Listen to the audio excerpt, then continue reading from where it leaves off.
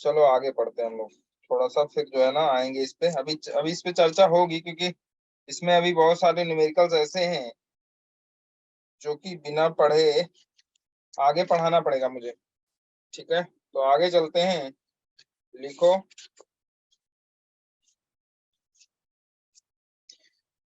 Topic है nuclear density पे बात हो गई थी। लिखो टॉपिक है मास एनर्जी इक्वेशन। मास एनर्जी इक्वेशन। मास एनर्जी इक्वेशन।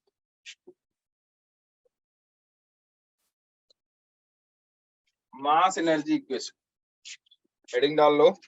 मास एनर्जी इक्वेशन। जानते हो क्या आप लोग मास एनर्जी इक्वेशन? बोलो। Yes, E is equal to what? mc square.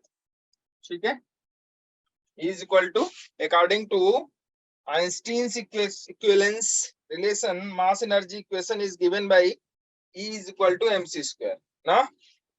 ठीक है बच्चे,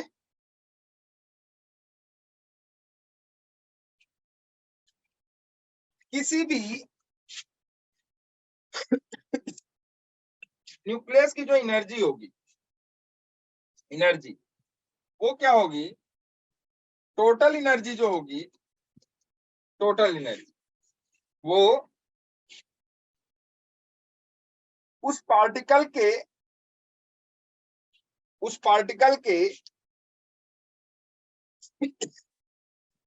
रेस्ट मास की जो एनर्जी होगी, रेस्ट मास की।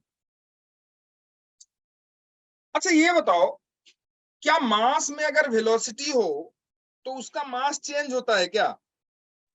Yes sir. सर बहुत ज्यादा हो वेलोसिटी तो चेंज हो जाता है। बहुत ज्यादा होनी चाहिए वेलोसिटी। एक रिलेशन होता है मास का, कोई मूविंग मास है, उस मूविंग मास का वेलोसिटी के साथ रिलेशन है। कोई मास है, उसका मास का वेलोसिटी के साथ रिलेशन है। क्या है? √1 - v²/c²। ये आप लोगों ने पढ़ा है क्या? m is equal to m0 upon √1 - v²/c²। पढ़ा है क्या आप लोगों ने? ये जानते हो आप लोग? नहीं पढ़ा है? ये है m0 is the rest mass. और m क्या है? m क्या है? मास of the particle when particle is moving. अगर ये देखो, ये c² से डिवाइडेड है। c² क्या है? Speed of light. Speed of light का स्क्वायर। अब स्पीड ऑफ लाइट के स्क्वायर से किसी भी पार्टिकल की वेलोसिटी का रेशियो है ये दोनों स्क्वायर में। अब आप सोच के देखो थोड़ा सा कि अगर मान लेते हैं कि वेलोसिटी उसकी 10 मीटर पर सेकेंड है, तो उसके मूविंग मास पे क्या फर्क पड़ने वाला है? फर्क पड़ेगा क्या उसका मूविंग मास पे? कुछ नहीं होगा। कोई फर्क नहीं पड़ने वाला है कि पड़ने वाला है? नहीं पड़ेगा। नहीं पड़ेगा। क्यों? क्योंकि ये 10 मीटर पर सेकेंड स्क्वायर हो गया और ये आपका 10⁻16 नीचे है। तो ये बन जाएगा 10⁻−15। 1 में से माइनस करोगे तो अप्रोक्सीमेटली वो 1 ही होगा। तो ये जो मूविंग मास होगा, ये रेस्ट मास के अप्रोक्सीमेटली क्या रहेगा? बराबर ही रहेगा। रहेगा कि नहीं रहेगा ये बताओ? क्लियर है? तो मास, जब किसी भी मास का वेलोसिटी बहुत ज्यादा हो जाए अप्रोक्सीमेटली किसके बराबर? अप्रोक्सीमेटली किसके बराबर? सॉरी, बराबर कह रहा हूं मैं, मतलब tending to speed of light, तो उसका मास चेंज हो जाता है। ये रिलेशन। अब इसी रिलेशन से हम लोग आगे चलते हैं और देखते हैं कहानी। कहानी क्या है कि किसी भी पार्टिकल की जो एनर्जी होती है, किसी भी पार्टिकल की या किसी की भी जो एनर्जी होती है ना, टोटल एनर्जी, वो होती है उसके रेस्ट मास की एनर्जी। रेस्ट मास की एनर्जी, ये जो एनर्जी है ये वाला E is equal to mc²। E is equal to mc² जो एनर्जी है वो है टोटल एनर्जी। टोटल एनर्जी बराबर होगी रेस्ट मास की energy, energy of rest mass plus kinetic energy. Rest mass की एनर्जी प्लस मोशन की एनर्जी बराबर किसके? Total energy. रेस्ट मास की एनर्जी, यही रिलेशन आपको दिखेगा, अभी देखना। टोटल एनर्जी बराबर किसके? रेस्ट मास की एनर्जी, उस पार्टिकल के रेस्ट में मास, जो रेस्ट में जो एनर्जी है वो, प्लस काइनेटिक एनर्जी। तो टोटल एनर्जी है E is equal to mc square. तो mc square is equal to rest mass की एनर्जी, रेस्ट में जो मास होगा उसकी उस रेस्ट, किसी भी पार्टिकल का मास रेस्ट में कितना होगा? m नॉट होगा कि नहीं होगा? m not c square rest mass की एनर्जी प्लस काइनेटिक एनर्जी। किसी भी पार्टिकल की काइनेटिक एनर्जी हम लोग निकाल सकते हैं। तो काइनेटिक एनर्जी कितनी हो जाएगी अगर आप देखो, तो काइनेटिक एनर्जी हो जाएगी mc square minus m not c square. अब देखो यहां जो काइनेटिक एनर्जी होगी, अगर आप देखो तो देख सकते हो, c स्क्वायर को हमने ले लिया बाहर, m माइनस m नॉट होगा कि नहीं होगा? बोलो। Yes m minus m not, m minus m not, ठीक है। m माइनस m नॉट, ये जो m माइनस m नॉट है, इसी को हम लोग डेल्टा m कहते हैं, delta mc, delta mc square. तो काइनेटिक एनर्जी आप में पार्टिकल क्या हो गया बता सकते हो? किसी भी पार्टिकल की जो काइनेटिक एनर्जी होगी वो उस पार्टिकल के मास में जो चेंज होगा, मास में कब चेंज होगा उसके? जब वो पार्टिकल मोशन में होगा और जब वो पार्टिकल रेस्ट में रहा होगा। तो रेस्ट में जो मास है और जो मोशन में मास, दोनों मास का जो डिफरेंस होगा, अच्छा रेस्ट में मास ज्यादा होगा कि मोशन में मास ज्यादा होगा?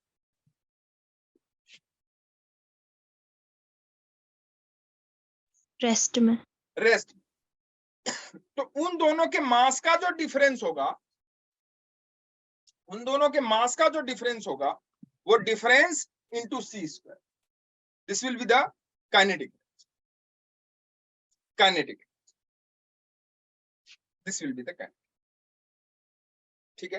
तो लिख सकते हो आप कि kinetic energy of a particle is equal to change in mass of the particle, kinetic energy of a particle is equal to change in mass of the particle, change in mass of the particle, change in mass of the particle and speed of light in air का square, या square of the speed of light in air, square of the speed of light in air।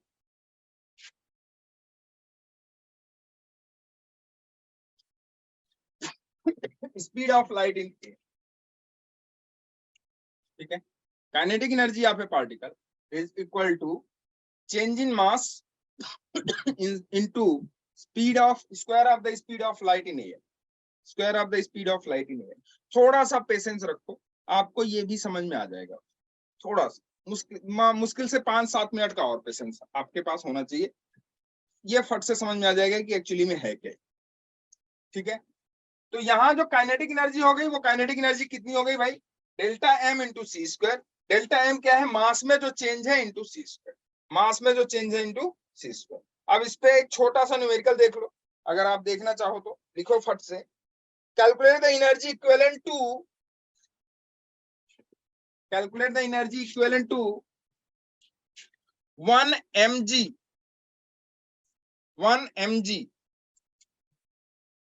1 mg in electron volt,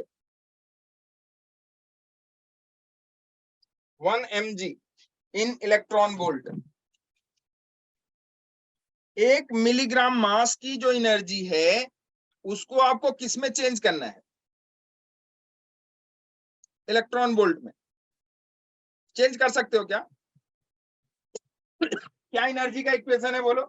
एक छोटा सा ऐसे example दे दिया मैंने, E is equal to mc², है ना? इस एनर्जी को आपको एक इलेक्ट्रॉन वोल्ट में, मतलब इलेक्ट्रॉन वोल्ट में चेंज करना है। कर सकते हो क्या? 1 mg को, 1 mg 1 मिलीग्राम मास है, उस 1 मिलीग्राम मास की जो एनर्जी होगी, उस एनर्जी को आपको किसमें चेंज करना है? इलेक्ट्रॉन वोल्ट में। चेंज करना मैंने सिखाया था, आप चेंज करके बताओ।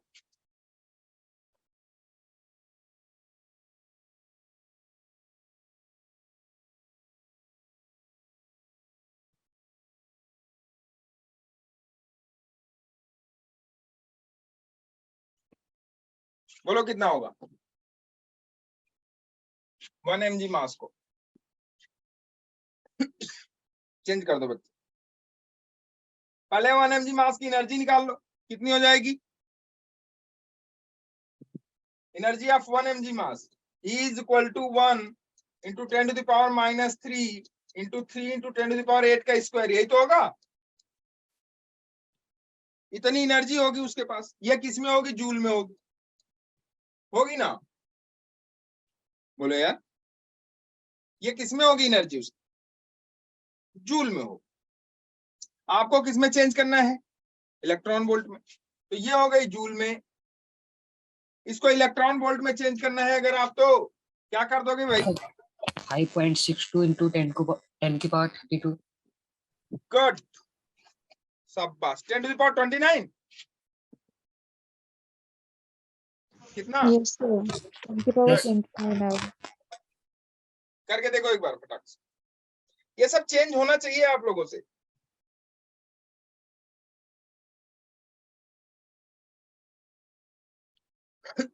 आगे चला जाए, हो गया ये? इलेक्ट्रॉन वोल्ट में चेंज कर लोगे इसको? अरे यार इसी को क्या करो, ये हो जाएगा आपका 9 इंटू एनर्जी कितनी हो गई? 9 इंटू 10 टू द पावर 16, 8 दूना 16, 16 में से 3 गया 13 जूल, यही तो हो गई। इसको किससे डिवाइड कर दोगे इलेक्ट्रॉन वोल्ट में अगर निकालोगे तो? 1.6 into 10 to the power minus 9. 10 to the power 13 divided by 1.6 into 10 to the power minus 19। इससे जो है आप डिवाइड कर दो, इलेक्ट्रॉन वोल्ट में निकल जाएगी। जूल को अगर इलेक्ट्रॉन वोल्ट में चेंज करना है तो 1.6 into 10 to the power minus 19 से डिवाइड कर दो, जूल इलेक्ट्रॉन वोल्ट में चेंज हो जाएगा। 10.-3 की जगह -6 नहीं होना चाहिए? क्या बच्चे? 10 की पावर -3 की जगह -6 होना चाहिए शायद। 1 mg, हाँ kg होना चाहिए। Good, yes sir. मैंने इसे ग्राम में ही कर दिया, 10 to the power -6 होगा।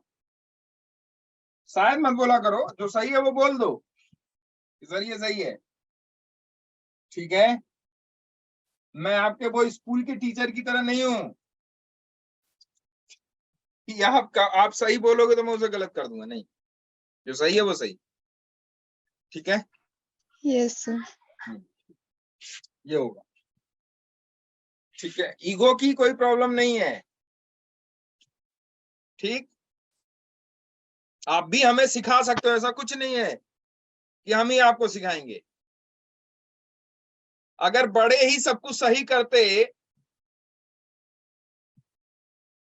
बड़े ही सब कुछ सही करते तो फिर छोटों की क्या जरूरत थी? गलत कह रहा हूं मैं? No sir. मेरी बात समझ रहे हो ना? अगर बड़े ही सब कुछ कहते हैं लोग कि, कहीं मैंने सुना था कि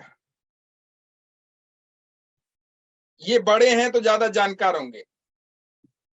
जानकारी का कोई मापदंड बड़ा होना नहीं होता है, कि होता है? No sir. अगर यही होता तो सारे 60 साल के ऊपर वाले आईएएस बनाए जाते, पीसीएस बनाए जाते, जितने भी क्षेत्र थे सबका एग्जाम 60 साल के बाद होना शुरू होता। Yes sir. गलत कह रहा हूं? No sir.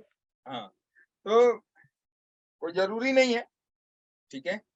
कभी कभी बड़े मार्गदर्शन के लिए रखे जाते हैं कि नहीं, आप रहिए, मार्गदर्शन दीजिए, अच्छा है, और आप चलाओगे तो अच्छा चलेगा। चलाओगे आप, लेकिन करेंगे हम लोग, ठीक है? वो होना चाहिए। चलो आगे चलते हैं, लिखो ये हो गया energy, kinetic energy delta M C square है, delta M C square. Okay, अब आ जाओ बच्चे बात करते हैं, लिखो मास डिफेक्ट, इंपॉर्टेंट पॉइंट है मास डिफेक्ट। इस पे न्यूमेरिकल आपसे पूछता है क्वेश्चन, उसमें क्या नाम है, इस पे न्यूमेरिकल आपसे पूछता है पेपर में इससे आपसे न्यूमेरिकल, ये इंपॉर्टेंट टॉपिक मास डिफेक्ट। और एक आगे टॉपिक और है nuclear binding energy, nuclear binding energy. Binding energy बताती है स्टेबिलिटी और अनस्टेबिलिटी, ठीक है, और उसी से डिसाइड होता है रेडियो एक्टिविटी। क्लियर है, क्या डिसाइड होता है, रेडियो एक्टिविटी। पढ़ना है आपको, रेडियो एक्टिविटी है, उसको पढ़ने के लिए आपको ये छोटे छोटे चीजें पढ़नी पड़ेंगी और इस पे भी न्यूमेरिकल पूछते हैं। तो पहला सबसे टॉपिक है मास डिफेक्ट। मास डिफेक्ट, मास डिफेक्ट क्या होता है, देखो मैं समझाता हूं आपको। जैसे ये न्यूक्लियस है, कोई एटम है, इस एटम में ये न्यूक्लियस है। तो न्यूक्लियस में क्या, हम लोग किसकी बात कर रहे हैं, न्यूक्लियस की तो बात कर रहे हैं। Yes sir. अब इस एटम में कोई एटम है, उस एटम का ये न्यूक्लियस है। तो न्यूक्लियस में क्या क्या चीजें होती हैं भाई, न्यूट्रॉन प्रोटॉन और न्यूट्रॉन। प्रोटॉन और न्यूट्रॉन होता है ना, कोई दिक्कत नहीं है। ओके, प्रोटॉन और न्यूट्रॉन होता है, गुड। अब ये बताओ, ये जो प्रोटॉन और न्यूट्रॉन है, इन प्रोटॉन और न्यूट्रॉन को यहां ले आके अगर हम बाइंड कर दें, यहां ले आए और रखें, तो कहीं ना कहीं वो फ्री स्टेट में होंगे कि नहीं होंगे। मेरी बात समझना ध्यान से, समझोगे तो ही मास डिफेक्ट समझ में आएगा, और मास डिफेक्ट समझ में आएगा तो बाइंडिंग एनर्जी समझ में आ जाएगी। आप इंपॉर्टेंट टॉपिक है, क्योंकि रेडियो एक्टिविटी आपको आगे पढ़ना है, और रेडियो एक्टिविटी आपको तभी समझ में आएगी जब ये सारी चीजें समझ में आएगी। और इस पे भी न्यूमेरिकल पूछते हैं, दबा के पूछते हैं, आप पेपर उठा के देख लेना। मास डिफेक्ट, इस न्यूक्लियस में अंदर क्या क्या चीजें होती है, न्यूट्रॉन और प्रोटॉन होती है ना, कोई दिक्कत नहीं है। अगर इस न्यूट्रॉन, अच्छा ये न्यूट्रॉन और प्रोटॉन, ये हो गया प्रोटॉन आपका, और ये हो गया आपका न्यूट्रॉन। मान लो जितने प्रोटॉन उतने न्यूट्रॉन हो, ये जरूरी नहीं है। नहीं है। लेकिन अगर ये मान लो फ्री स्टेट में है, और यहां कैसे वो है, फ्री स्टेट में है या कंबाइंड है, कंबाइंड। कंबाइंड है, ध्यान से समझना, इसीलिए डेंसिटी उसकी बढ़ रही है, क्योंकि आप बहुत क्लोज होते हैं एक दूसरे। तो फ्री स्टेट में जो इनका मास है और कंबाइंड में जो इनका मास है, फ्री स्टेट में जो मास है वो अलग होता है, कंबाइंड स्टेट में जो मास है, या कंबाइंड जब न्यूक्लियस वो बनाते हैं तब उनका जो मास है वो अलग होता है। तो दोनों के मास में जो डिफरेंस है उसको हम लोग क्या कहते हैं,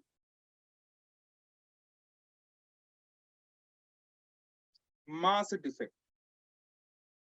क्या कहते हैं,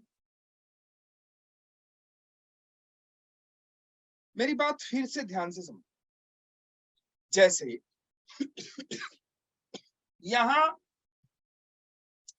आप फ्री माइंड से हो, किससे हो, फ्री माइंड। ध्यान से समझना, फिर समझ में आ जाएगा। आप यहां कैसे स्टेट में हो, मान लो दो लोग हो और फ्री माइंड से हो, दोनों अपना फ्री माइंड से हो। तो जब फ्री माइंड से होगे तो आपका दिमाग अलग चलेगा, यस सर। कुछ अच्छा सोचोगे, कुछ बुरा सोचोगे, जो भी सोचोगे आप अपने लिए सोचोगे। अब दोनों को बांध दिया, बांध के एक कमरे में बंद कर, न्यूक्लियस इज व्हाट, कमरा फॉर प्रोटॉन एंड न्यूट्रॉन। अब आप दोनों को यहां ले आके बंद कर, बांध दिया, मतलब न्यूक्लियस में क्या हो गया, वो दोनों बंध गए। तो जब दोनों बंध गए तो यहां अब आपका दिमाग क्या वही फ्री माइंड वाला रहा या चेंज हो गया थोड़ा सा? अब आपको उसके, मैं आपके दिमाग की बात कर रहा हूं, बाकी आप इस पे मास की बात कर लेंगे तब हम लोग तब समझ जाएंगे, अच्छा मास में भी ऐसा ही है। तो यहां फ्री माइंड था, यहां आपने बांध दिया दोनों को ले आके, तो दिमाग की सोच में चेंज आएगा या वही रहेगा?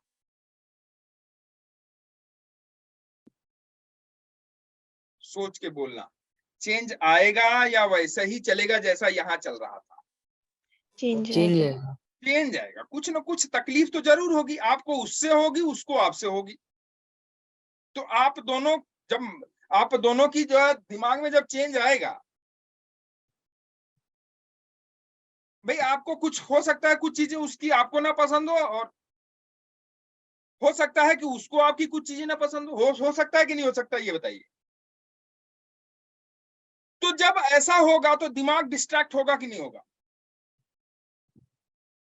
जैसा यहां सोच पा रहे थे, क्या अभी भी यहां भी वैसा ही सोच पाओगे या कुछ जो है ना कुछ बदलेगा जरूर?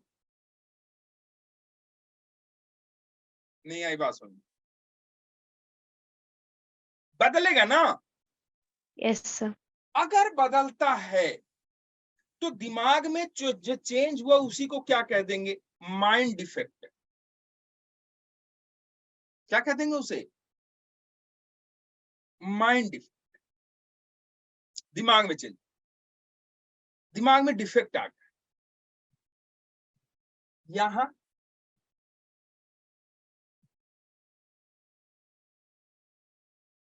जो था प्रोटॉन और न्यूट्रॉन, उसका फ्री स्टेट में जो मास है और उसे यहां न्यूक्लियस में ले आके कंबाइन कर दिया, तो कंबाइन स्टेट में जो मास हो गया और फ्री स्टेट में जो मास है, दोनों में जो चेंज आएगा उसको क्या कहेंगे?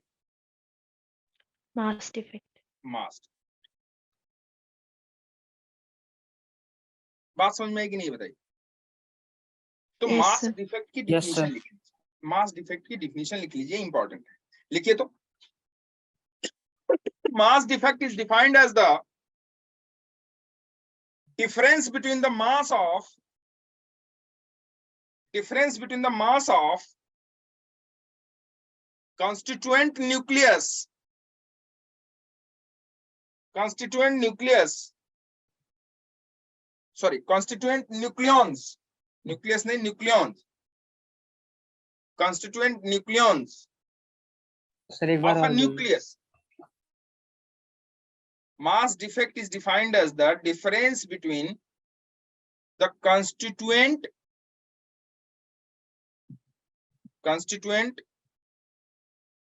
nucleons of a nucleus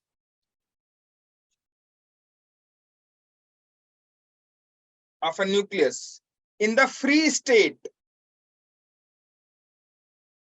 and in the free state and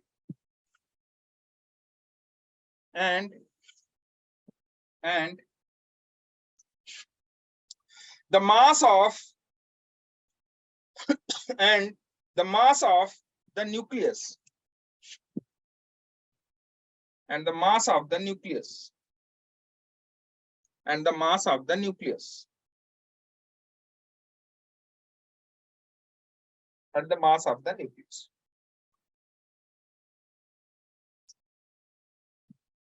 पढ़ लेना, इसको समझा देता हूं मैं। Constituent nucleus in the nucleus का क्या मतलब हुआ? उस न्यूक्लियस में जितने प्रोटॉन और न्यूट्रॉन थे, वो प्रोटॉन और न्यूट्रॉन, मान लो इसमें 10 प्रोटॉन और 10 न्यूट्रॉन है, सपोज करो, या 2 प्रोटॉन और 2 न्यूट्रॉन है, सपोज करो। ये हो गया एक न्यूक्लियस, सॉरी न्यूक्लियंस, क्या एटम, इस एटम में ये हो गया न्यूक्लियस। इस न्यूक्लियस में न्यूक्लियंस है, न्यूक्लियंस मतलब प्रोटॉन और न्यूट्रॉन। तो वो जो प्रोटॉन और न्यूट्रॉन की संख्या इसमें है, कितनी संख्या मान लो है? 10 या हाँ 10 ही मान लो, 10 न्यूक्लियंस। ये 10 न्यूक्लियंस जब ये फ्री स्टेट में रहे होंगे तब इनका मास और जब ये न्यूक्लियस में आए तब इनका मास। तो फ्री स्टेट में न्यूक्लियस का मास माइनस जब ये न्यूक्लियस में आए तब न्यूक्लियस का मास, मतलब न्यूक्लियस का मास। न्यूक्लियस का मास मतलब क्या? न्यूक्लियस का मतलब हमने एक न्यूक्लियस ले लिया, इसका मतलब क्या हुआ कि इसमें जितने प्रोटॉन और न्यूट्रॉन होंगे उनका मास, और जब ये फ्री रहे होंगे तब उनका मास। दोनों के मास में जो डिफरेंस है उसी को क्या कहेंगे? मास डिफरेंस। मास। समझ में आ रही है बात कि नहीं आ रही है? यस सर, आ रही है। क्लियर है? Yes, sir. This will be the mass. Free state में जो न्यूक्लियस में जितने न्यूक्लियस हैं, जैसे मान लो एक कमरा है और उस कमरे में हम 10 स्टूडेंट को पैक कर दें, उनके मास में मान लो कि चेंज आ गया, मान लो, और पहले जो 10 स्टूडेंट थे, कमरे को आप न्यूक्लियस मान लो, उस न्यूक्लियस में जो स्टूडेंट है उसको न्यूक्लियस मान लो। ये न्यूक्लियस है। ये न्यूक्लियस जब फ्री में थे, फ्री में मतलब जब बाहर घूम रहे थे, तो इनका मास कुछ अलग था या कुछ था। जितना भी मास हो, मान लो उनका मास 1000 केजी हो गया या 800 केजी हो गया, और जब हमने कमरे में बंद कर दिया तो उनका मास हो गया 750 केजी। तो बताइए 50 केजी का डिफरेंस आया कि नहीं आया? Yes sir. तो क्या हम न्यूक्लियस का मास अगर देख लें, न्यूक्लियस का मास कितना है वो देख लें, और इंडिविजुअल जो न्यूक्लियस है उनके मास को ऐड करके देख लें, तो जो डिफरेंस आएगा वही तो मास डिफेक्ट होगा। नहीं आई बात समझ में? आ गई? Yes sir. क्लियर है? तो लिख लो। Yes, sir. तो this is what mass defect.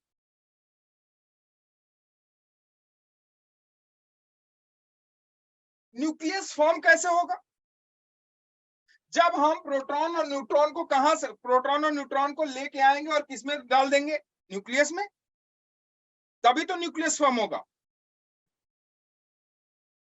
हम मान लो न्यूक्लियस बनाना चाहते हैं, तो मान लेते हैं कि हम 10 न्यूक्लियॉन्स का न्यूक्लियस बनाना चाहते हैं, जिसमें 5 प्रोटॉन और 5 न्यूट्रॉन।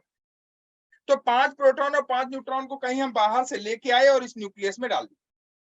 तो जो 5 प्रोटॉन और 5 न्यूट्रॉन को न्यूक्लियस में लेके डाले हैं, तो हमारा क्या फॉर्म हो गया? न्यूक्लियस फॉर्म हो गया। उस न्यूक्लियस में जो ये प्रोटॉन और न्यूट्रॉन हैं, उनका जो फ्री स्टेट में मास था और जो इस न्यूक्लियस में बनने के बाद जो उनका मास हो गया, दोनों में डिफरेंस आ गया। उसी डिफरेंस को मास डिफेक्ट का, ठीक है, उसी डिफरेंस को क्या कहा? मास डिफेक्ट। तो लिख लो मास डिफेक्ट होता क्या है? मास डिफेक्ट होता क्या? ये तो आपने डिफाइन कर दिया ना। लिखो mass defect is equal to, formula लिख लेते हैं छोटा सा। Mass defect is equal to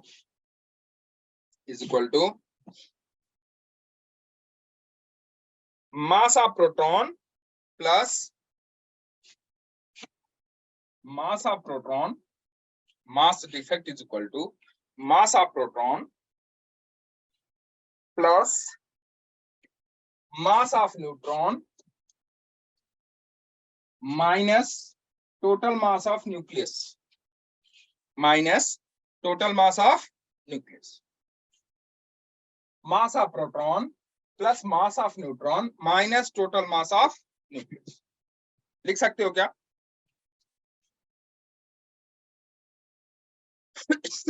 mass of proton in free state, mass of neutron in free state minus जो न्यूक्लियस का मास। क्या समझ में आया? ये चीज नहीं आया आपको?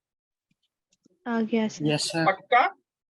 Yes, जो sir. प्रोटॉन का मास फ्री स्टेट में था, जो न्यूट्रॉन का मास फ्री स्टेट में था, माइनस वो जो न्यूक्लियस का मास उनको कंबाइन करने के बाद आया।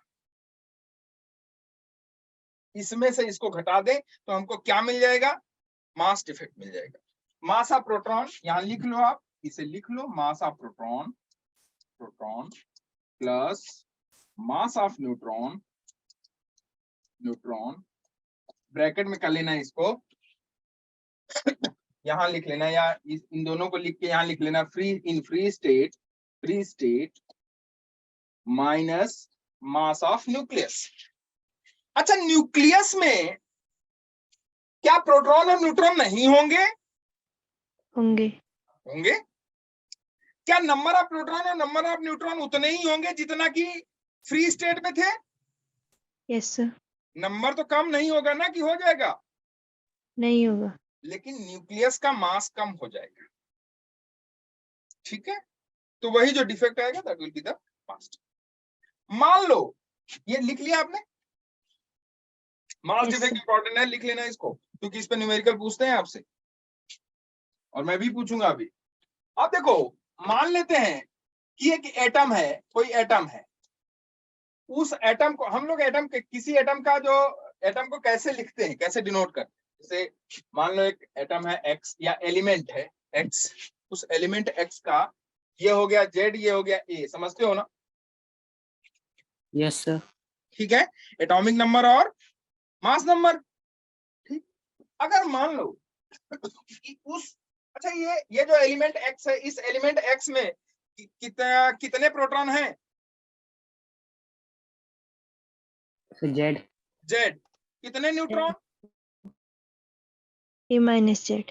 गुड। ए तो minus Z. Mass of proton क्या हो जाएगा? मास ऑफ प्रोटॉन क्या हो जाएगा? मास ऑफ, मान लो एक प्रोटॉन का मास है, टोटल मास ऑफ प्रोटॉन जो भी होगा, टोटल मास ऑफ प्रोटॉन जो भी होगा, total mass of proton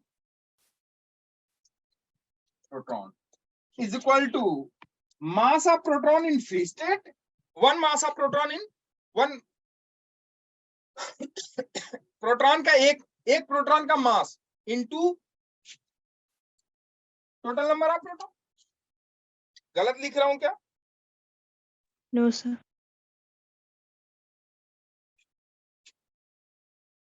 total proton का मास कितना हो जाएगा? जो एक प्रोटॉन का मास होगा इनटू एटॉमिक नंबर, जितने नंबर ऑफ प्रोटॉन्स हैं। तो आप इसे लिख सकते हो टोटल मास ऑफ प्रोटॉन या mass of proton in a nucleus is equal to क्या? mp इंटू जेड लिख सकते हो क्या आप इसे? या mass of Z Yes, sir. Protons, आप इसे ऐसे भी लिख सकते हो, mass of Z proton, mass of Z proton. तो मास ऑफ जेड प्रोटॉन्स क्या हो जाएगा भाई? मास ऑफ जेड प्रोटॉन्स हो जाएगा mp into Z. Mass of a minus Z neutrons, वो कितना हो जाएगा भाई? जो न्यूट्रॉन का मास है, एक न्यूट्रॉन का मास है इंटू a माइनस जेड, यही तो होगा, a माइनस जेड। होगा कि नहीं होगा बताओ? Yes sir.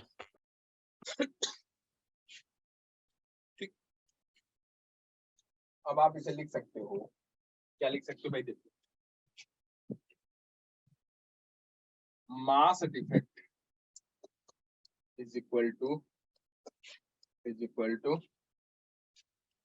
mp into Z plus mn into a minus Z, mn into a minus Z minus mass of nucleus, mass of nucleus, mass of nucleus. ठीक है, बोलो लिख सकते हो कि नहीं? Yes, sir. ठीक है, मास ऑफ न्यूक्लियस, ये मास ऑफ न्यूक्लियस है, ये मास ऑफ न्यूक्लियस है। This is the mass of nucleus, this is the mass of nucleus. चलेगा?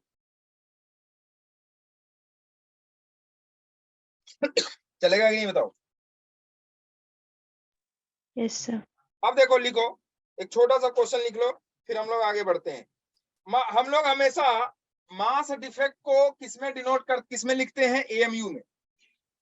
किसमें लिखते हैं? एएमयू में, एटॉमिक मास यूनिट में। एएमयू याद आ रहा है? Atomic mass unit. याद आ रहा है क्या? Yes, sir. उसकी value 1.6 into 10 to power minus 27 -20। kg. ठीक है, okay.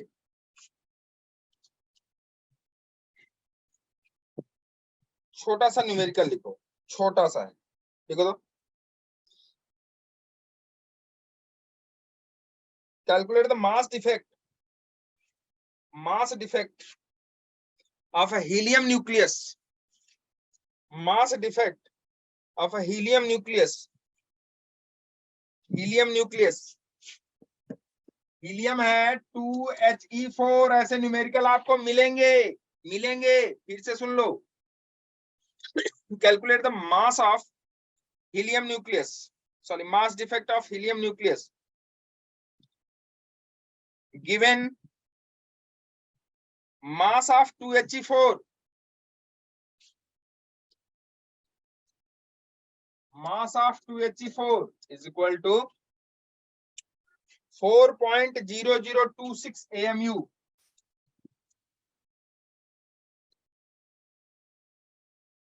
4.0026 AMU, and mass of neutron is equal to 1.0087 AMU.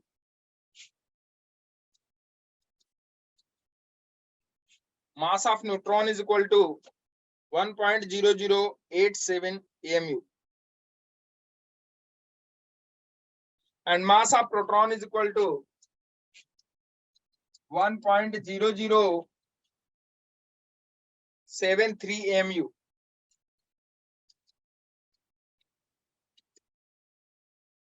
ये जो मास दिया हुआ है, ये किसमें मास है? फ्री स्टेट में है या कंबाइंड स्टेट में है? Free state. Free state. This is the mass of proton and this is the mass of a neutron in free state, not combined state. Mass defect निकाल सकते हो कि नहीं? मास डिफेक्ट जल्दी से बता दो।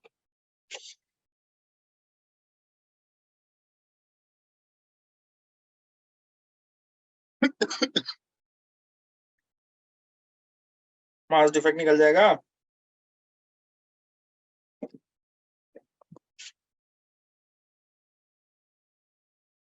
Sir, 0.0309. 0.0294। इनके इसका मास कितना होगा? सॉरी, इसका मास कितना होगा? टोटल जो न्यूट्रॉन होंगे वो कितने होंगे? 2। Yes, sir.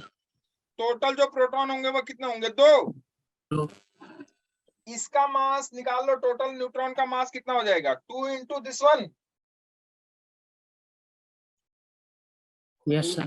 टोटल जो प्रोटॉन होंगे उनका मास कितना होगा? 2 into this one।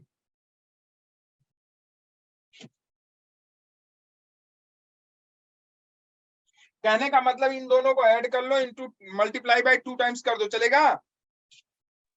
Yes sir. ठीक। और उसमें से किसको माइनस कर दो? जो न्यूक्लियस का मास है। This is the mass of nucleus. भाई 2He4 कैसे बना? 2He4 कैसे बना? जब हम 2 प्रोटॉन और 2 न्यूट्रॉन को ले आके उसके न्यूक्लियस में रख दिए, तभी तो 2He4 बना। और इसका जो मास है वो गिवन है आपको, न्यूक्लियस का mass, that is 4.0026। This is the mass of nucleus. और ये जो मास है ये आपको फ्री स्टेट में दिया हुआ है। तो फ्री स्टेट वाले मास में से न्यूक्लियस का मास माइनस कर दो, that will be the mass defect. नहीं आई बात समझ में? कितना आ रहा है? 0.0294 AMU। ठीक है, 0.0294 AMU। अगर मैं कहूं इसकी एनर्जी निकाल दो तो निकाल सकते हो क्या? Yes sir. कितनी एनर्जी Yes, होगी? sir.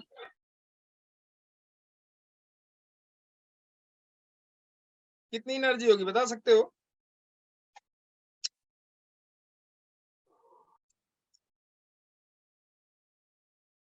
इसकी कितनी एनर्जी होगी?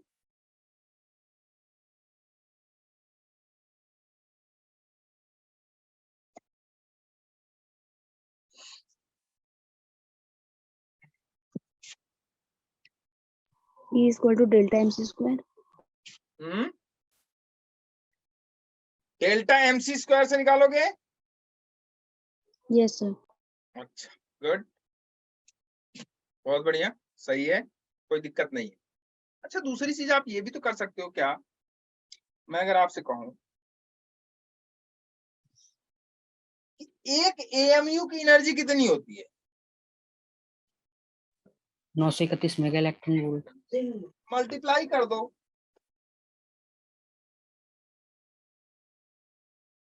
वन एएमयू में एनर्जी कितनी है आपने निकाला हुआ है इसको, 931 मेगा इलेक्ट्रॉन वोल्ट होती है ना, मल्टीप्लाई कर दो, इतने एएमयू की एनर्जी निकल जाएगी,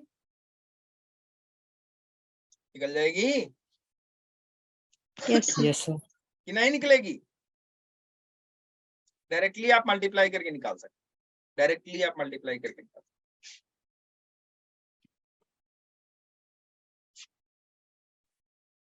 अब आ जाओ, ये समझ में आया आपको नहीं समझ में आया ये बताओ? आ गया सर। तो प्रोटॉन का मास फ्री स्टेट में दिया होगा, न्यूट्रॉन का मास फ्री स्टेट में दिया होगा, आपको न्यूक्लियस की आपको क्या दिया होगा, न्यूक्लियस का आपको दिया होगा मास, न्यूक्लियस का मास दे दिया, फ्री में स्टेट में मास दे दिया आपको। क्या आप मास डिफरेंस निकाल सकते हो या मास डिफेक्ट निकाल सकते हो? Yes sir. क्लियर है? ऐसे ही इक्वेशन में भी दिया होगा आपको, तो इक्वेशन में भी ध्यान से, इक्वेशन में भी ऐसे इक्वेशन दे के दे देते हैं, और मैं कई सारे क्वेश्चंस आपको दिखाऊंगा जेईई में पूछे हुए, जो कि इक्वेशन दिए होते हैं, एक रिएक्शन दिए होते हैं, उस रिएक्शन में कहते हैं ये निकल गया भैया, ये बता दीजिए कितना मास डिफेक्ट आया, आपको कैलकुलेट करना पड़ता है। ठीक है, अब आ जाओ, बात करते हैं बाइंडिंग एनर्जी, किसकी बात करते हैं? Binding energy, nuclear binding energy. किसकी बाइंडिंग एनर्जी? न्यूक्लियर की। क्या किया आपने कि न्यूक्लियर की बाइंडिंग एनर्जी होगी? क्या किया आपने भाई? बड़ा इंपॉर्टेंट टॉपिक है ये सब, न्यूक्लियर बाइंडिंग एनर्जी क्या है ये, क्यों कह रहा है ये बाइंडिंग एनर्जी? बाइंडिंग मतलब बांधना, न्यूक्लियर को बांधने में कितनी एनर्जी लगी? अरे नहीं आया बात समझ में? किसी न्यूक्लियस को बांधने में कितनी एनर्जी की रिक्वायरमेंट होगी? That will be what?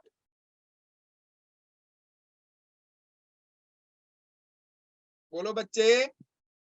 Binding energy of the nucleus. अच्छा ये बताओ, क्या आप लोग सोच के बता सकते हो क्या किसी न्यूक्लियस को बांधने में कितनी एनर्जी की आवश्यकता हो सकती है?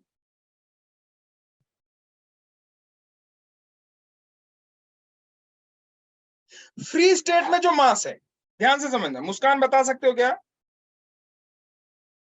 Yes, no sir. देखो मैं बताता हूं आपको, नहीं बता सकते, सही बात है। देखो एक्चुअली क्या है, समझोगे तो बड़ा अच्छा, बड़ा मजा आएगा यार, आपको समझने में लगेगा अरे यार ये तो बड़ा अच्छा था। अच्छा ये बताओ, हम न्यूक्लियस कैसे बनाते हैं? प्रोटॉन और न्यूट्रॉन को मिला के। कहाँ, क्या वो फ्री स्टेट में होते हैं? Yes sir.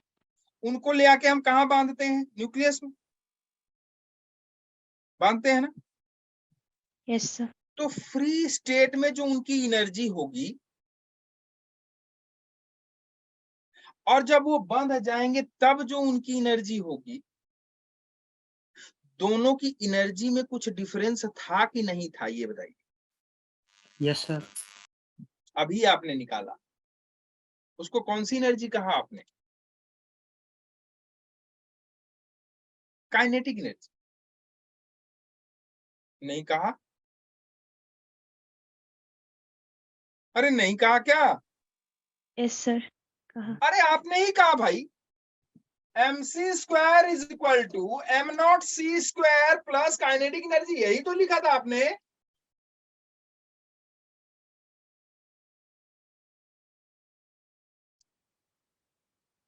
फ्री स्टेट में होगा तो वो मूव करेगा या फिर रेस्ट में रहेगा?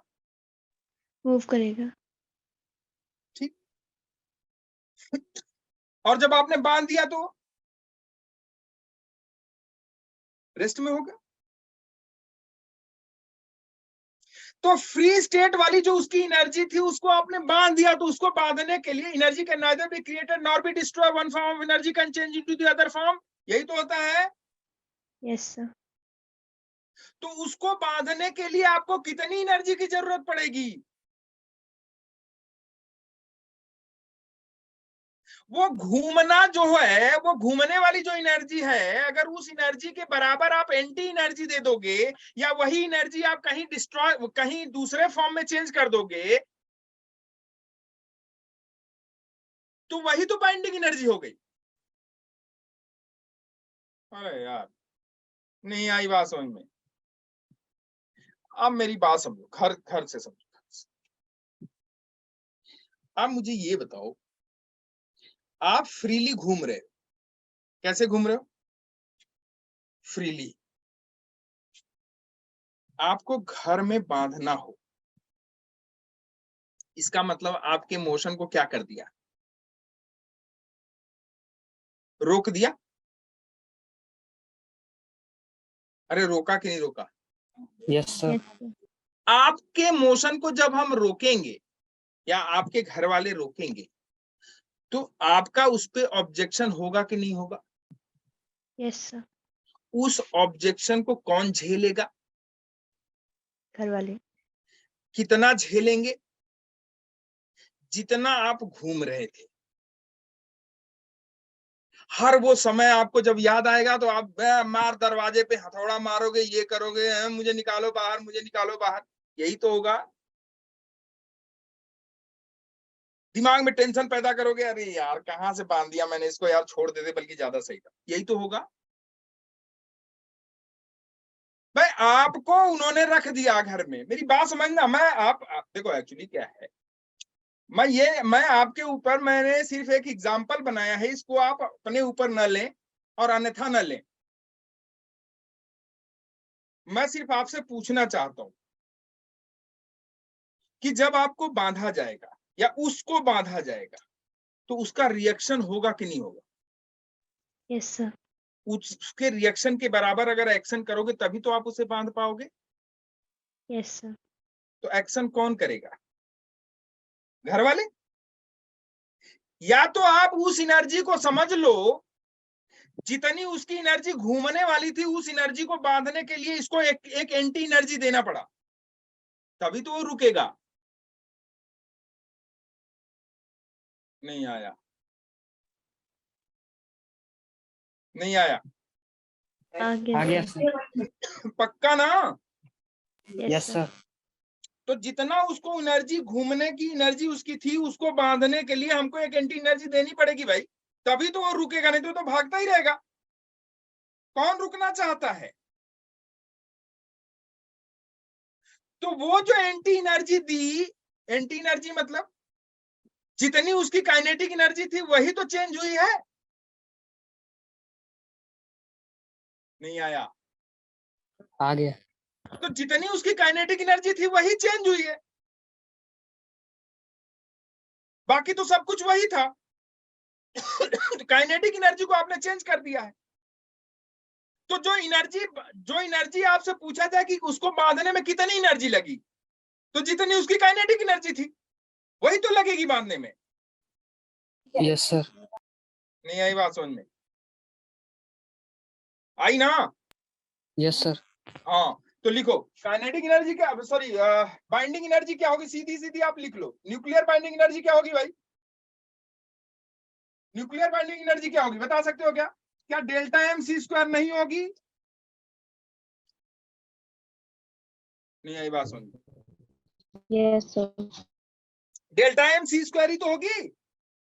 Yes, sir. और ये डेल्टा एम क्या है? What is delta M? Mass defect. Mass defect. तो कहने का मतलब न्यूक्लियर बाइंडिंग एनर्जी जो होगी वो हो जाएगी मास defect into speed of light का स्क्वायर। समझ में आया नहीं आया?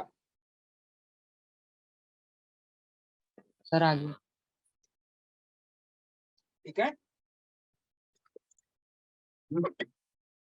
क्लियर है? मास डिफेक्ट किसमें आप एक्सप्रेस करोगे? केजी में? एएमयू में तो एएमयू कर लेना, अगर केजी में दिया हुआ तो केजी में कर लेना। और सी स्क्वायर आपका मीटर पर सेकंड स्क्वायर। तो जो यूनिट आएगी इसकी किसमें आएगी? जूल में। किसमें आएगी बोलो? जूल में आएगी कि नहीं? Yes, sir. आएगी ना? और अगर जूल तो इसकी यूनिट हो जाएगी जूल। भाई एएमयू क्या है? Atomic mass unit. और एटॉमिक मास यूनिट मतलब वो छोटी सी यूनिट है, वो भी तो केजी में ही होती है। 1.6 इंटू 10⁻⁻27 केजी होती है कि नहीं होती है बोलो? Yes sir. क्लियर है? Yes sir. तो ये जूल में आएगी। अब इसे अगर इलेक्ट्रॉन वोल्ट में चेंज करना है तो क्या करोगे? कहने का मतलब है अगर मैं कहूं इसे कि ये जूल हो गई और इलेक्ट्रॉन वोल्ट में अगर चेंज करना है बाइंडिंग एनर्जी को, बाइंडिंग एनर्जी इलेक्ट्रॉन वोल्ट में अगर चेंज करना है तो क्या डेल्टा एम सी स्क्वायर में ये हो जाएगा आपका, ये तो जूल में हो गया, जूल में हो गया। इलेक्ट्रॉन वोल्ट में चेंज करना है तो क्या हम लोग डेल्टा एम जो एएमयू है उसको हम लोग 931 मेगा इलेक्ट्रॉन वोल्ट से अगर मल्टीप्लाई कर दें तो क्या ये इलेक्ट्रॉन वोल्ट में चेंज नहीं हो गई? हो गई कि नहीं हो गई ये बताओ?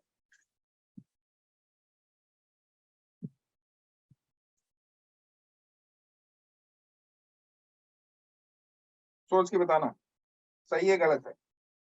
सोच के बताओ, सोच के बताओ, सही है गलत है?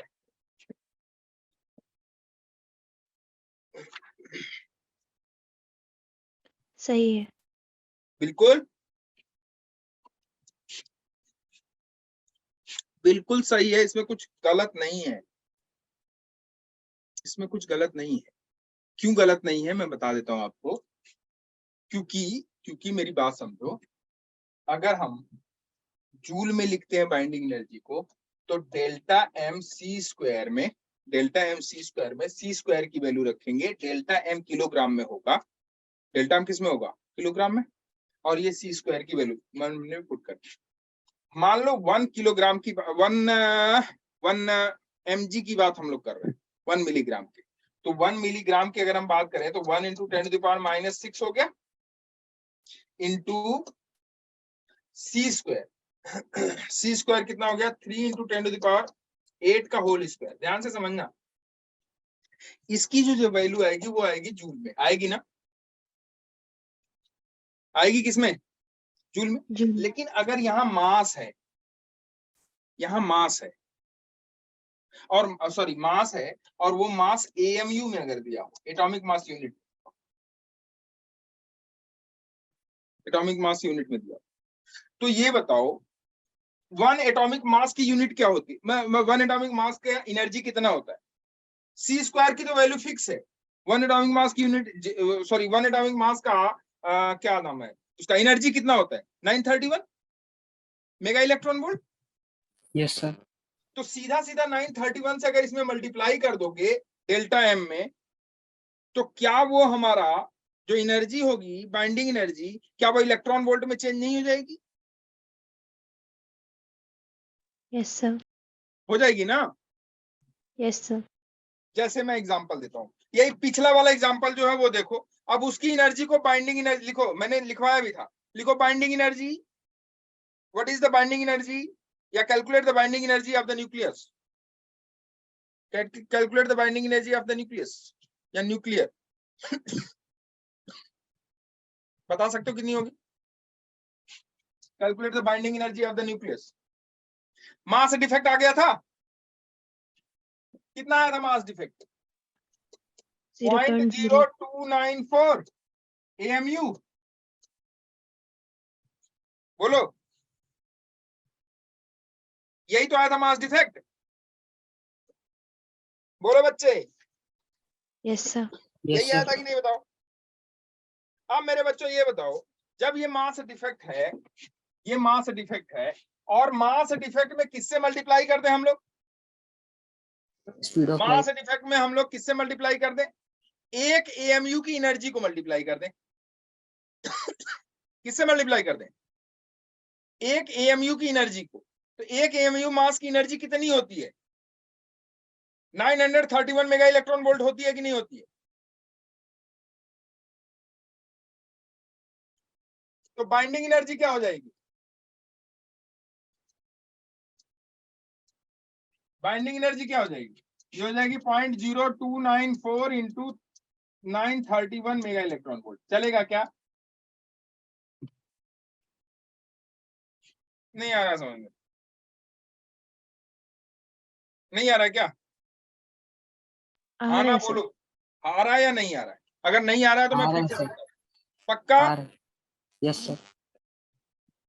भाई मास डिफेक्ट किसमें? AMU में। 1 AMU की एनर्जी कितनी? कितनी एनर्जी? 931 मेगा। अरे भैया ये वहीं से आया है। कहां से आया है? जहां से आप निकालते हो। कहां से निकालते हो आप निकालते हो किससे? Delta MC square, sorry MC square से। M की वैल्यू कितनी हो जाएगी? 1 AMU। और C की कितनी? वो तो फिक्स है, 3 इंटू 10⁸ का होल स्क्वायर। उसको अगर जूल को इलेक्ट्रॉन वोल्ट में चेंज करोगे तो किससे डिवाइड करना पड़ेगा? 1.6 इंटू 10⁻⁻19 से डिवाइड करना पड़ेगा। करके देखो, यही आता है। नहीं आया? आ गया सर। यही आता है ना बच्चे, यही आता है। करके देखो, यही आता है। तो यही आएगा 931 मेगा इलेक्ट्रॉन वोल्ट। तो कहने का मतलब है बाइंडिंग एनर्जी आपको निकालना है तो किसी भी न्यूक्लियस का जो मास है, मास डिफेक्ट है, उसके मास डिफेक्ट में 931 मेगा इलेक्ट्रॉन वोल्ट से आप मल्टीप्लाई कर दो, उसकी बाइंडिंग एनर्जी निकल जाएगी। मेरा आंसर सिर्फ इतना ही था कि किसी का मास, अगर किसी की बाइंडिंग एनर्जी निकालना हो क्या करोगे? किसी न्यूक्लियर की बाइंडिंग एनर्जी अगर निकालना हो तो क्या करोगे बताओ? न्यूक्लियर की बाइंडिंग एनर्जी लिख सकते हो आप। Binding energy of a nucleus is equal to delta M into 931 mega electron volt. Delta M आप उसका निकाल लो, उसमें 931 मेगा इलेक्ट्रॉन वोल्ट से मल्टीप्लाई कर दो, सीधा सीधा बाइंडिंग एनर्जी उसकी आ जाएगी किसमें? इलेक्ट्रॉन वोल्ट में। बाइंडिंग एनर्जी उसकी इलेक्ट्रॉन वोल्ट में आ। इसमें कोई तकलीफ है कि नहीं है ये बताओ फिर। No sir. अब आप अगर चाहो तो डिफिनीशन बाइंडिंग एनर्जी की लिख सकते हो। लिखवा देता हूं मैं, लिख है बच्चे। सर अगर डेल्टा MC स्क्वायर को 1.6 इंटू 10⁻⁻19 से मल्टीप्लाई करेंगे तो आंसर ठीक होगा? 1 AMU की एनर्जी कितनी होती है? 1 एटॉमिक मास यूनिट अगर है 931 मेगा इलेक्ट्रॉन वोल्ट। इतनी होती है। आपने कैलकुलेट किया हुआ है। Yes sir. पहले दिन ही टॉपिक में हमने कैलकुलेट कराया था कि 1 AMU किसके बराबर होती है। वो आपने लिखा 1.6 इंटू 10⁻⁻27 kg होती है कि नहीं? Yes sir. ठीक। और उसकी एनर्जी कितनी हो जाएगी? तो C स्क्वायर से मल्टीप्लाई करो। इसमें किसमें मल्टीप्लाई करोगे? C स्क्वायर से। देखो 1 AMU की जो एनर्जी होगी भाई, एनर्जी यही तो होती है MC स्क्वायर किसी भी मास की। Yes sir. M कितना हो जाएगा? 1.6 इंटू 10⁻⁻27। C हो जाएगा 3 इंटू 10⁻8 C हो जाएगा 3 into 10⁸ whole whole square. Square. यही तो होगा। करके 931.5 इंटू 10⁻⁶ तो ये जो भी होगा 9 into 1.6 16 9 144 14.4 14.4 into 10 to the power ये 16 हो जाएगा, यहाँ -17 है, 10 टू द पावर -11 होगा कि नहीं होगा? इसकी जो वैल्यू आएगी बच्चे, वो आएगी 14.4 इंटू 10 टू द पावर -11 होगा कि नहीं होगा? Yes sir. और ये किस में होगा? जूल में। जूल में। अब इसको किस में चेंज करना है? इलेक्ट्रॉन वोल्ट में। किससे मल्टीप्लाई करोगे? 1.6 into 10 to the power -19 1.6 into 10 to the power 19 से डिवाइड करोगे, मल्टीप्लाई नहीं डिवाइड। -19 से डिवाइड। तो ये कर दो डिवाइड इसको, 1.6 इंटू 10 टू द पावर -19 से कर दो डिवाइड। नहीं करोगे? यस सर करेंगे। कर दो डिवाइड। तो जब करोगे तो 10 टू द पावर -19 और 10 टू द पावर -11 ये ऊपर जाएगा, कितना बचेगा? 10 टू द पावर 8। और ये एक्चुअली 1.6 नहीं होता है, ये 1.67 समथिंग होता है। तो इसे 1.6 से अगर डिवाइड करोगे तो ये आता है अप्रोक्सीमेटली आपका 9। ये देखो, यहाँ अगर सीधा 1.6 होता तो 1.6 कट जाता, तो 9 आता कि नहीं आता? लेकिन Yes, इसकी sir. वैल्यू कुछ थोड़ी अलग होती है, 1.67 समथिंग होती है। तो 1.6 से इसे 1.67 को डिवाइड करोगे, इसको अगर डिवाइड करोगे तो वो आता है 9 कितना आता है? 9.31 इंटू 10 टू द पावर 8। यही तो होगा, यही तो होगा। Yes, sir. Yes, sir. और ये 9.31 इंटू 10 टू द पावर 8। तो इसको क्या लिख लोगे आप? 9.31 इंटू 10 टू द पावर 8। क्या इसको 931 लिख सकते हो into 10 to the power 6? Yes, sir. और ये 931 इंटू 10 टू द पावर 6 मतलब क्या हो गया? क्या हम इसे 931 मेगा इलेक्ट्रॉन वोल्ट नहीं लिख सकते? Yes, sir. नहीं आया समझ में? आ गया। ये आगे क्या हुआ है बच्चे? ये किया हुआ 1 AMU की एनर्जी हमने निकलवाई आप लोगों से।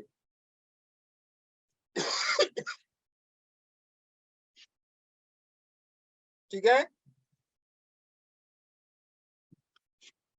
क्लियर है? तो आप बाइंडिंग एनर्जी की Yes, sir. डिफिनेशन अगर लिखना चाहो तो लिख सकते हो। लिखो, लिखवा देता हूं मैं आप लोगों को। लिखो, the total energy required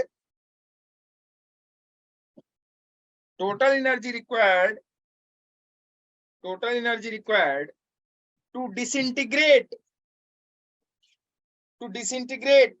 the nucleus into its constituent particles, that is nucleons, into its constituent particles, that is nucleons. constituent particles कौन से होंगे? जो उसमें न्यूक्लियॉन्स है वही तो होंगे, उसको डिसइंटीग्रेट करना है। सर एक बार रिपीट। लिखो, the total energy required to disintegrate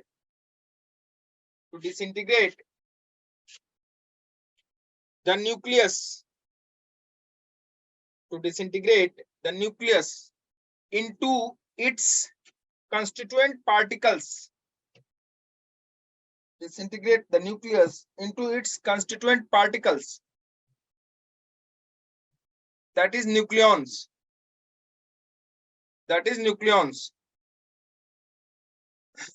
is called nuclear binding energy, or binding energy of the nucleus,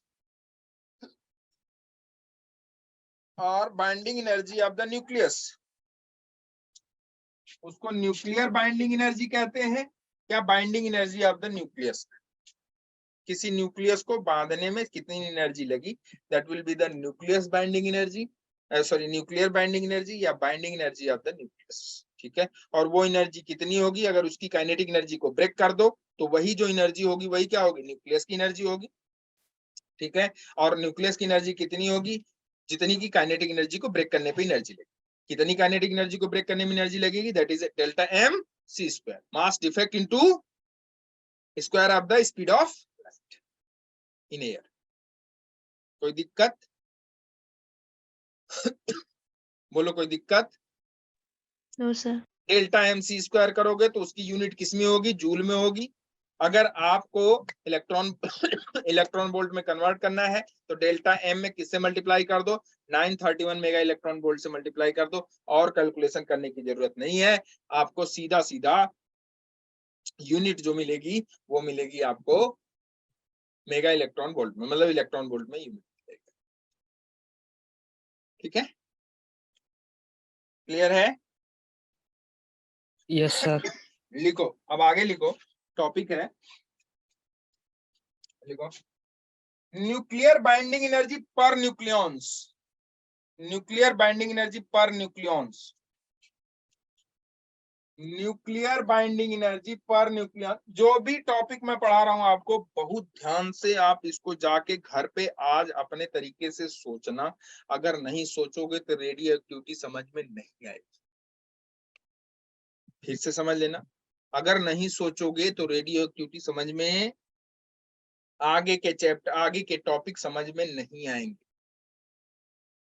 कितना इंपॉर्टेंट है ये, क्यों इंपॉर्टेंट है ये हम अब जब आपको अगला लेक्चर लेंगे ना तब वहां समझ में आएगा कि क्यों ये इंपॉर्टेंट है, क्यों हम बार बार इस पे एम्फसाइज कर रहे हैं। तो लिखो न्यूक्लियर बाइंडिंग एनर्जी पर न्यूक्लियॉन,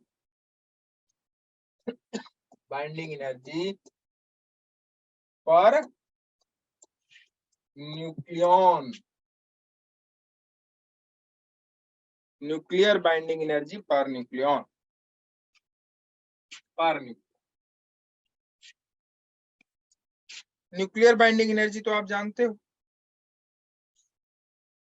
जानते हो कि नहीं बताओ? यस। और न्यूक्लियॉन क्या होता है? पर nucleon, neutron.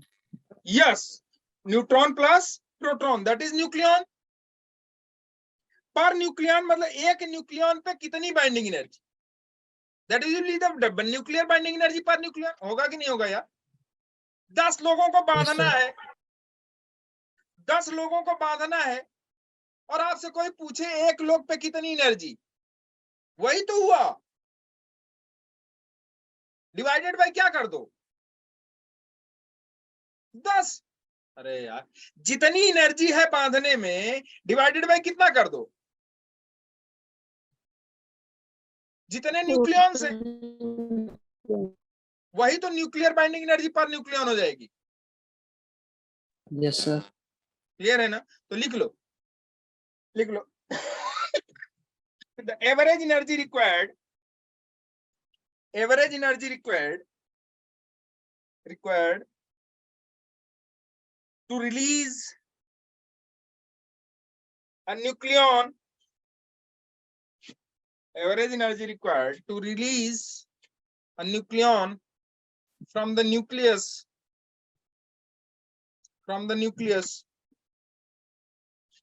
is called binding energy per nucleon, is called binding energy per nucleon.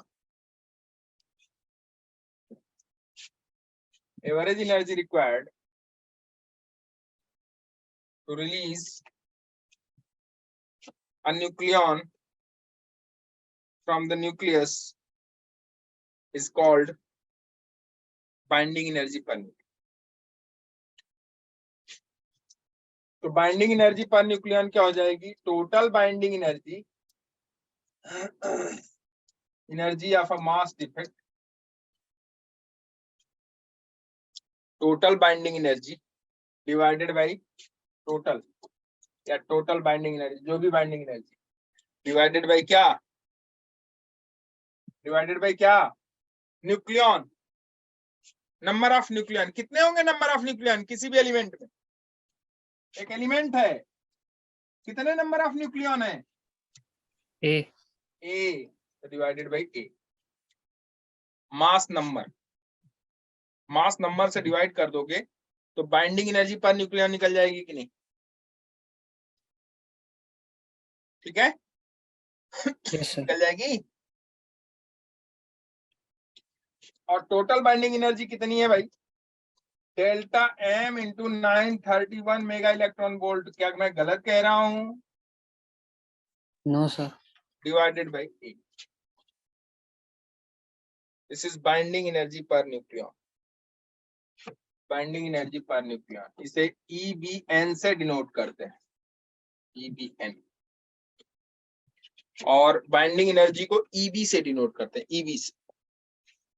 Binding energy किससे डिनोट करते हैं?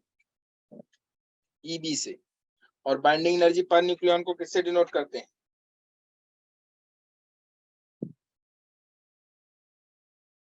बाइंडिंग एनर्जी पर न्यूक्लियन को किससे डिवाइड करते, किससे डिनोट करते हैं? EBN. EBN। किससे?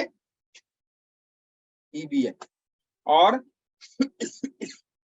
और बाइंडिंग एनर्जी को किससे डिनोट करते हैं? EB से। किससे? किससे? EB से। तो अगर आप लिखना चाहो तो लिख सकते हो EBN is equal to EB upon A। है, लिख सकते हो कि नहीं? बोलो। Yes sir. यस, लिख रहे। क्या इसका सिग्निफिकेंस है? बहुत इंपॉर्टेंट है। What is the significance? Why we are reading this one? हम इसे क्यों पढ़ रहे हैं? क्या सिग्निफिकेंस है? सिग्निफिकेंस इसका बड़ा इंपॉर्टेंट है। सिग्निफिकेंस इसका बड़ा इंपॉर्टेंट है। और इसका एक कर्व आता है, और वो कर्व आपके पेपर में पूछता है, बोर्ड के। और ना कर्व बना के वो कभी कभी जो है ना आपके जेई में भी पूछ लेते हैं कि ये कर्व दिया हुआ है, बताइए इसमें किसकी बाइंडिंग एनर्जी पर न्यूक्लियन सबसे ज्यादा है, और कौन कौन रेडियो एक्टिव तत्व है, एलिमेंट है, और कौन रेडियो एक्टिव, ज्यादा रेडियो एक्टिव एलिमेंट है, और कौन कम रेडियो एक्टिव एलिमेंट है। ठीक है, क्या पूछेंगे आपसे? एक कर्व बना देंगे, उसमें 4-5 एलिमेंट दिखा देंगे, और कहेंगे बताइए, और वो जो कर्व होगा वो बाइंडिंग एनर्जी पर न्यूक्लियन का कर्व होगा। और उसमें बता देंगे आपसे कि ये बताइए इसमें कौन सा वो एलिमेंट है जो कि सबसे ज्यादा रेडियो एक्टिव है। आप लोग नाम सुने होंगे, यूरेनियम सबसे ज्यादा रेडियो एक्टिव है। Yes, sir. सुना है ना? Yes, sir. क्यों है? क्या रीजन है? वो बताता है क्या? उसका रीजन कौन बताता है? उसका रीजन बताता है EBN। कौन बताता है? EBN. EBN, binding energy per nucleon. Binding energy per nucleon. तो बाइंडिंग एनर्जी पर न्यूक्लियन का सिग्निफिकेंस लिख लो, ये बड़ा इंपॉर्टेंट है। क्या सिग्निफिकेंस है बाइंडिंग एनर्जी पर न्यूक्लियन का? लिखो, binding energy per nucleon determines the stability of nucleus. Binding energy per nucleon determines the stability of nucleus. This is the main significance of binding energy per nucleon. यह किसकी energy को बताता है? Nucleus की energy को बताता है, nucleus की स्टेबिलिटी को बताता है। जितना ज्यादा बाइंडिंग एनर्जी पर न्यूक्लियन होगा उतना ही ज्यादा स्टेबल कौन होगा? न्यूक्लियस। नहीं आई बात समझ में? बोलो, समझ में आया कि नहीं, ये बताओ पहले। Yes, sir. Binding energy per nucleon जिसका ज्यादा, उस एलिमेंट की स्टेबिलिटी, उस एलिमेंट का न्यूक्लियस ज्यादा स्टेबल। और जिसका न्यूक्लियस ज्यादा स्टेबल वो एलिमेंट कम रेडियो एक्टिव। क्योंकि रेडियो एक्टिविटी है क्या? इनस्टेबिलिटी ऑफ न्यूक्लियस ही तो है, स्पॉन्टेनियस नो क्या निकलने लगता है? रेज निकलने लगती हैं अपने आप। अरे यार, रेडियो एक्टिविटी पढ़े हो क्या आप लोग? नहीं पढ़े केमिस्ट्री में? नहीं पढ़े होगे, कोई नहीं, खैर छोड़ दो। जो एलिमेंट ज्यादा इनस्टेबल होता है उसी एलिमेंट से अपने आप न्यूक्लियस से क्या निकलने लगता है? रेज निकलने लगती है। और रेज निकलने लगती है, इसी को उन्होंने देखा, क्यूरी ने।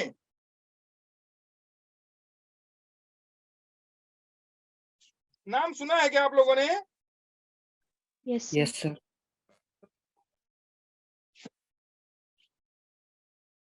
पेरी क्यूरी, क्यूरी और कौन? उनकी वाइफ मैरी क्यूरी। सबसे पहले इसको देखा था किसने? बेकुरल ने, हेनरी बेकुरल। उन्होंने देखा कि यार कोई एक एलिमेंट है, उस एलिमेंट से अचानक से क्या निकलने लगा? अचानक से अपने आप क्या निकल रहा है? Race. रेज निकल रही है। अरे ऐसा कैसे हो गया? अब आप ऐसे समझो, किसी घर की स्टेबिलिटी कौन बताता है?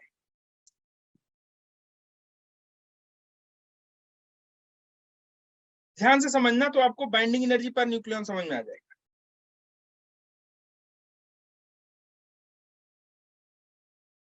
उस घर में, किसी घर में सभी मतलब कई सारे सदस्य हों और सब डरते हो किसी एक से,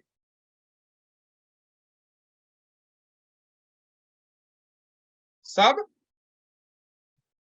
किसी एक से डरते हो, तो क्या उस घर के बाहर जाने की किसी की हिम्मत है? No, sir. तो सर मतलब क्या है कि शासन इतना तगड़ा है कि कोई हिम्मत नहीं कर पा रहा है कहां जाने की? बाहर जाने की। इसका मतलब है कि उस घर का जो क्या एनर्जी है, न्यूक्लियस की जो एनर्जी है, वो एनर्जी ज्यादा की कम? ज्यादा। न्यूक्लियस मतलब सबको बांधे रखना, जितने भी मेंबर हैं, सारे मेंबर को बांधने में ज्यादा एनर्जी लगेगी कि कम लगेगी? ज्यादा. ज्यादा। कोई ना कोई छटकेगा इधर से उधर, उधर है, इधर है। शासन अगर तगड़ा हो तो हिम्मत कर पाएगा कोई? कर पाएगा बताओ? No, no sir. सर। नहीं कर पाएगा। इसका मतलब वहां एनर्जी ज्यादा, और वहां बाइंडिंग एनर्जी अगर ज्यादा है तो एक मेंबर पे जो एनर्जी आएगी वो ज्यादा आएगी कि कम आएगी कंपैरिजन टू अदर्स के? ज्यादा आएगी. ज्यादा आएगी। तो इसका मतलब वहां स्टेबिलिटी ज्यादा है, और जहां स्टेबिलिटी ज्यादा होगी वहां क्या कम होगा? Radio activity. क्योंकि रेडियो एक्टिविटी है क्या? न्यूक्लियस से अपने आप क्या निकलने लगता है? Race. Rays. Alpha rays, gamma rays, beta निकलती है ना? यही है रेडियो एक्टिविटी, और कुछ नहीं है। तो अगर आपको ये समझ में आ गया तो समझ लो रेडियो एक्टिविटी समझ में आ गया। आप ये आसानी से बता सकते हो, एक ग्राफ दिया होगा ऐसे करके, आप बताओ कि इसमें कौन सा एलिमेंट ऐसा है जिसका जो सबसे ज्यादा रेडियो एक्टिव है? तो ये वाला है। ठीक, क्या देख के बता दोगे आप उसकी? बाइंडिंग एनर्जी पर न्यूक्लियन आप देख के बता दोगे। अरे आसान है। ठीक मेरे बच्चों, चलो तो मुझे लगता है कि आज के लिए इतना ही। आप इस सब चीजों को रिवाइज कर लेना।